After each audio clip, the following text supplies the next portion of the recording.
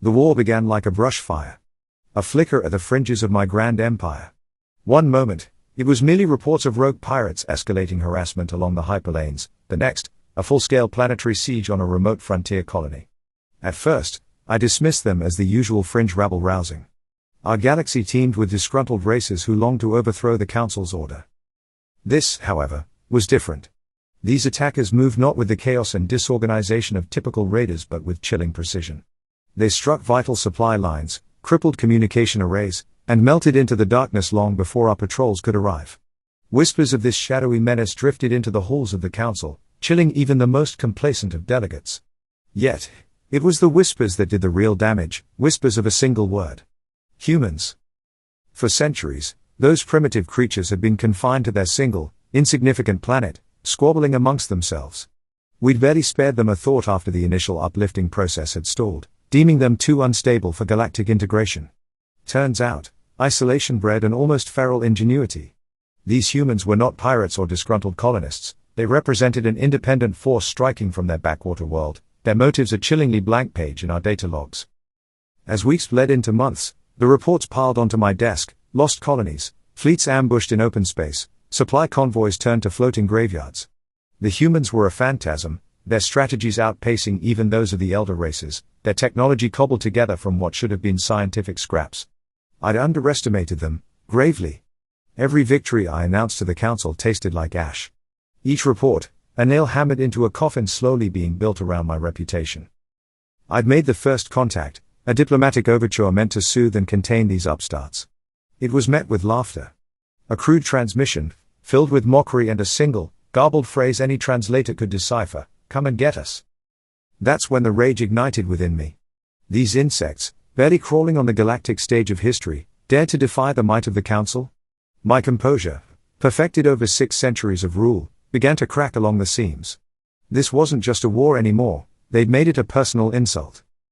The Council's fleets repositioned, our vast military machine finally stirring from its slumber. I pored over star charts, plotting a course for this sol system, the heart of the human infestation. Their planet would become a monument to the price of defiance, a smoldering crater whispering warnings to those who dared dream of rebellion. Yet, anxiety gnawed at me. Each advisor who approached was met with my scathing impatience, each suggestion dismissed with barely veiled contempt. My usual political cunning, the ability to manipulate rivals and coax agreements with honeyed words, had deserted me. In its place bloomed an intoxicating desire to crush these humans myself. And so, fueled by the twin fires of fury and desperation, I made a decision that would shake the Council to its ancient foundations. I, Helarian, High Consul of the Kethis Dominion and leader of the Galactic Council, would personally command the flagship of the Retribution fleet. We would not simply engage, we would annihilate. The humans would learn the folly of rousing the wrath of a slumbering giant. I knew this bordered on the irrational. Leaders of my stature did not take part in active campaigns. Yet, I'd been pushed too far. The humans had not merely challenged my authority, they threatened the very fabric of order in the galaxy. This was not a simple war between factions vying for dominion. It was a battle for the soul of the Council, proving that stability was worth maintaining at all costs. As my personal vessel, the gargantuan dreadnought Imperius, slid silently out of the Kethis shipyards, I felt a surge of grim satisfaction. Its triple-layered armor and vast weapon batteries dwarfed anything the humans could possibly possess. The sight of it often inspired awe and trepidation in delegates throughout the galaxy. Soon those same emotions would become the humans' reality. My aides scurried about, their whispers barely penetrating the shield of concentration I held aloft. I was already visualizing the battle. The Imperius would surge into their system, a god amidst insects, unleashing volleys of planet-shattering energy. Any resistance would be nothing but a final, pathetic buzzing before they were extinguished. And me? I'd be there to witness their world crack open, their cities ignite, their defiance burn down to a wisp of smoke drifting across the stars. When a comm officer finally broke through the wall of my thoughts, I didn't even turn to look. My consul, urgent incoming message from the Zeta Quadrant. His voice held a tremor. Frustration flared. Why couldn't they understand an imminent attack merited total focus? Mark it low priority. To be reviewed upon my consul, the officer insisted, nearly choking out the words. It's Proxima 12 fleet. They've been obliterated. Only garbled transmissions remain. But there's mention of humans. The rage that had been a constant hum in my veins spiked into a blinding flare. How? We mobilized triple the usual force. I whirled on the comm officer, my measured, regal demeanor forgotten. I don't know, Consul, the officer's voice cracked with fear. But their tactics, it was an ambush. It's like they knew where to strike. A chill unrelated to the temperature-controlled environment snaked down my spine. Could they have anticipated our movements? Infiltrated our channels? The thought was treasonous, but the humans had already proven their ability to surprise again and again. The Imperius shuddered as its engines surged, our course set for the Sol system. For a fleeting moment, I glanced at the star charts splayed across my command console. That tiny, unassuming speck of light representing Earth glowed back at me like a mocking eye. It was time to put a stop to this madness, to restore the cosmic hierarchy, and etch my name as the council leader who crushed the human rebellion. Our approach to the Sol system was a calculated spectacle. The Imperius emerged from hyperspace with its escort fleet bristling around it like a monstrous cosmic viper. This was not a clandestine surgical strike, it was a declaration. We were not here to merely conquer, but to eviscerate hope itself. Yet, the solar system I found was not one of trembling surrender. Crude defense platforms orbited the third planet, flimsy things compared to even our basic outposts. Yet, there was a chilling efficiency to their placement. As our scanners penetrated further, disturbing anomalies flared into existence. Minefields masked with cunning. Disguised energy signatures pulsed, hinting at technology far beyond what their backwater world should support. It was a trap, laid with the patience of a predator confident in its prey. A jolt of adrenaline cut through the simmering fury. The humans were not merely surviving, they were thriving amidst the flames of war. That realization sparked a grudging respect, quickly swallowed by the bitter reality of the situation. We had allowed a wildfire to spread, and now it threatened to consume us all. My orders were curt. Disperse the fleet, wide offensive formation. Saturate sensor arrays, I want every shadow in this system mapped. The Imperius shuddered as the escort vessels broke loose. Each cruiser was a powerhouse in its own right, together, they formed an unassailable wave. And yet, a whisper of doubt tickled my mind. Were even these vast forces enough? The humans were proving to be maddeningly unpredictable. Hours bled into days, and the gnawing unease refused to fade. It wasn't the lack of human resistance that unnerved me, I'd half expected them to retreat, consolidate their strength. It was the silence filling their space. No desperate broadcasts, no panicked maneuvers. Just nothing. Like a hunter stepping into a clearing too pristine to be natural, suspicion clawed at my composure. Finally, a breakthrough. Consul, encrypted signal detected. The sensor officer's voice crackled with urgency. Origin. Earth. My fist slammed down onto the command console. Crack it. Now. A blur of tense minutes followed. My officers worked with frantic speed, their faces pale reflections of my own growing rage. And then the transmission resolved. Not into code, not into any recognizable language, but into a face, a crudely rendered human face, projected across my command deck. The face was young, female, smudged with grease or soot. Her eyes were the color of storm clouds and glittered with an unnerving mix of desperation and fierce determination. And when she spoke, chills chased down my spine despite the layers of my protective suit. Greetings, Consul, the human rasped, her voice carrying the faintest hints of an accent I couldn't place. It seems your little hunting party has arrived. Welcome to Sol. Now, about that offer of coming and getting us. A grim smile twisted her dirt-stained lips, consider it accepted. A wave of shock and fury crashed through the command deck. Had a flea just threatened a leviathan? I found my voice, cold and biting. Your posturing is pathetic, human. You cannot win. Your defiance will only ensure your extinction is a painful one. She tilted her head, her smile widening into a predatory grin. Maybe. Maybe not. But here's the thing about humans, Consul. We fight hardest when backed into a corner. What you call pathetic we call Tuesday. My mind raced, the tactical display before me a blur. It was a trap. Everything about this situation screamed it. Yet, pride, seething and wounded, refused to allow me to back down. The humans had baited me, and the law was too tempting. Commence attack pattern Sigma 5, I ordered, my voice like ice. Focus fire on their terrestrial defenses. I will break their pathetic world myself. The Imperius surged forward, a spearhead aimed at the heart of the Sol system. Our escort fleet immediately fell into formation behind. As Earth grew in the viewports, its blue sphere a fragile jewel, The sense of something being profoundly wrong almost choked me. Where were their fleets? Their last desperate counterstrike? Then, I saw it. Not with my eyes, but with the dreadnought sensor arrays. A flicker of warped space in the asteroid belt bordering Earth's orbit. It should have been impossible, an energy signature surpassing anything even our most advanced scientists had deemed possible. Consul. My sensor officer paled, massive subspace anomaly. It's... His words were cut off as the anomaly exploded not with destructive energy, but with light. Blinding, searing light that pierced even the Imperious's reinforced viewports. I shielded my eyes, a hiss of pain escaping my lips. When my vision cleared, Earth was gone. But not as I'd hoped. It had merely shifted, yanked through what could only be a wormhole of terrifying proportions. Now, the blue planet hovered beside a sun? Yes, a second, smaller, yet still blazing star. The sheer audacity of it made me momentarily forget my rage. Had the humans relocated their entire planet? The answer came a moment later when a transmission punched through our frequencies, not from the Earth, but from the heart of their stolen sun. The young woman's face dominated the screen once more, her grin replaced by a grimness that sent a shudder through me. Consul Elarian, her voice echoed with a frightening calm. Ever heard of a Dyson sphere? My blood ran cold. A Dyson sphere. A megastructure built around a star to harvest its energy. The stuff of theoretical debates, dismissed as impossible even for the elder races. You. I choked on the word, you weaponized your son. The human woman nodded.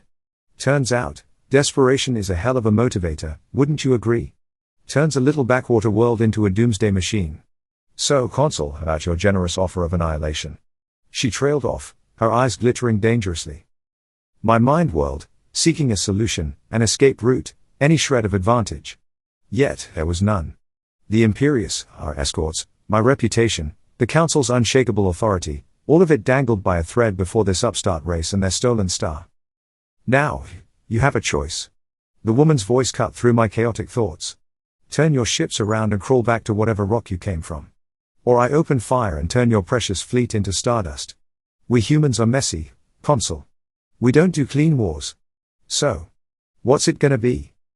My gaze flickered across the view screens. The Imperious's crew moved with terrified uncertainty, their eyes drawn again and again to their homeworld, now chillingly vulnerable. My pride warred with the cold sting of pragmatic reality. Then, shame washing over me like acid, I gave the order no council leader in history had ever uttered. Retreat. Full retreat. News of the retreat spread like a virus through the fleet. Shock, confusion, and a venomous cocktail of anger and fear rippled across the decks of the Imperious. I secluded myself in my quarters, allowing the tempest of emotions to rage beyond my sealed door. The image of the Dyson sphere, that monstrous monument to human ingenuity, seared itself into my mind. Defeat was a bitter pill to swallow, humiliation was an entirely different beast. When a comm officer finally dared break my isolation, his words carried the weight of 1,000 suns. Consul, he stammered, it's not just the Sol system. Transmissions flooding in. Outpost worlds. Falling silent. Peripheral fleets reporting full-scale human assaults. We're under coordinated attack. The words echoed the unspoken nightmare playing in my own head. The feint in Sol, the impossible technology, it was all a distraction. While we'd focused on the heart of their world, the humans had unleashed a tactical strike of stunning precision across the vast expanse of the Council's territories. They were winning, and we were scrambling to keep up. The rest of the journey back to the Kethis sector was a blur. Disbelief gave way to the icy grip of strategic analysis. The humans were exploiting every ounce of the tactical advantage they'd seized. Their movements weren't chaotic, they were ruthlessly calculated, striking vital supply routes, cutting off communication, and isolating fleets. The carefully woven tapestry of the Council's dominion was unraveling at terrifying speed. Each report that flashed across my datapad was a hammer blow. My once pristine reputation, the legacy of my centuries in power, was crumbling before my eyes. Whispers of doubt would soon erupt into roars of rebellion. The unity I'd taken for granted was dissolving, replaced by panic and the instinct for self-preservation. The Imperious slipped through hyperspace back into our home system. I expected chaos, riots in the streets. Instead, I found a chilling calm. The core worlds of the Kethis Dominion shimmered with the eerie glow of planetary shield systems on full alert. But there was no evacuation, no mass exodus of the elite. They were waiting for something. For me. My personal shuttle whisked me towards the grand spire that housed the council chambers. There, amidst the towering statues of Keitha's forefathers, waited not a delegation, but a tribunal. My closest advisors, my allies of numerous political campaigns, even those rivals whose ambitions I had so carefully kept in check, they stood united, their faces masks of grim deliberation. Consul Elarian, the eldest senator's voice held none of its usual obsequious deference. Welcome back. May we assume the human conflict has been resolved? It took every ounce of my remaining control to deliver my report. My voice echoed against marble and stone, each word an admission of failure. As I spoke, describing the audacity of the human tactics, the fall of outpost worlds, the specter of complete galactic disarray, a murmur rippled across the hall. Shock turned to simmering resentment, and finally, the mask shattered. You failed us. A younger counselor, known for his fiery temper, accused, you underestimated those primitives, led us down this path of ruin. Others took up the cry, a whirlwind of condemnation. I weathered it all, my gaze unwavering. Yet, beneath the composure, a terrifying question throbbed in my skull: were they wrong? Had my single-minded pursuit of victory blinded me to the larger danger? At last, the elder senator raised a hand, silencing the uproar. Elarian, every wrinkle in his ancient face spoke of his deep fatigue and the immense burden suddenly thrust onto him. You stand accused of jeopardizing the galactic order. How do you plead? I knew my answer would define what was left of my life. Gone was any thought of saving my reputation. Instead, a different kind of fire filled me, stoked by the burning ruins of my pride. I plead. I began, my voice echoing with a new and desperate resolve. For more time. The chamber fell silent. It was a madman's plea. I knew it. Time. Time for what? The eldest senator demanded, bewilderment in his voice. To turn the tide, I countered. The humans have outmaneuvered us, not outpowered us. Our vast resources are still intact. But they need to be unleashed, our tactics revised. We need a gamble, as the humans themselves took with their unconventional warfare. Shouts erupted again. Some voices demanded immediate surrender negotiations, citing the preservation of life as the only viable path. Others echoed my call, recognizing that backing down now would only ensure a slower but equally certain doom. And here, amidst the chaos of the crumbling council, the epic twist occurred. It wasn't a battlefield revelation or a technological breakthrough, but something born from utter desperation. The realization that, for the first time in centuries, we were the underdogs. And as history taught time and again, the underdog, with nothing left to lose, becomes the most dangerous beast of all. The tribunal erupted with shouts and desperate pleas, a symphony of fear and fading authority. Yet, amidst the uproar, the elder senator's gaze remained fixed on me. Time seemed to stretch, pulling each agonizing second into a near eternity. Finally, his voice cut through the din. Elarian, you have sowed the seeds of chaos. You may yet reap a whirlwind. Very well, your gamble. Explain. Our mistake, I began, forcing each word over the rising tide of doubt, was underestimating the human capacity for audacity. The council runs on order, tradition, protocol. They thrive in the spaces we leave undefended. My fingers drummed against the cool podium, seeking a semblance of control. We need to fight fire with fire. Unleash a new form of warfare. We must become as unpredictable, as unorthodox as they are. Confused murmurs rippled through the chamber. I raised my voice, infusing it with a fervor I hadn't felt since my earliest campaigns for the council. Think, senators. Recall the fringe rebellions we've crushed. We relied on superior firepower and numbers. The humans have turned those strengths against us. It's time to strip away the veneer of order and fight like galactic corsairs. The word hung in the air like a curse, reeking of piracy and desperation. Yet, desperation was precisely what fueled me now. We have sleeper agents embedded among dozens of lesser races, I pushed on, let's activate them. Not as official representatives, but as instigators of chaos. Spread disinformation, incite rebellions within rebellions. Make the humans fight on 100 fronts. A flicker of horrified fascination played on the elder senator's face. His gaze swept the chamber, resting briefly on each council member. And what of our fleets? Our core worlds that demand protection? He challenged.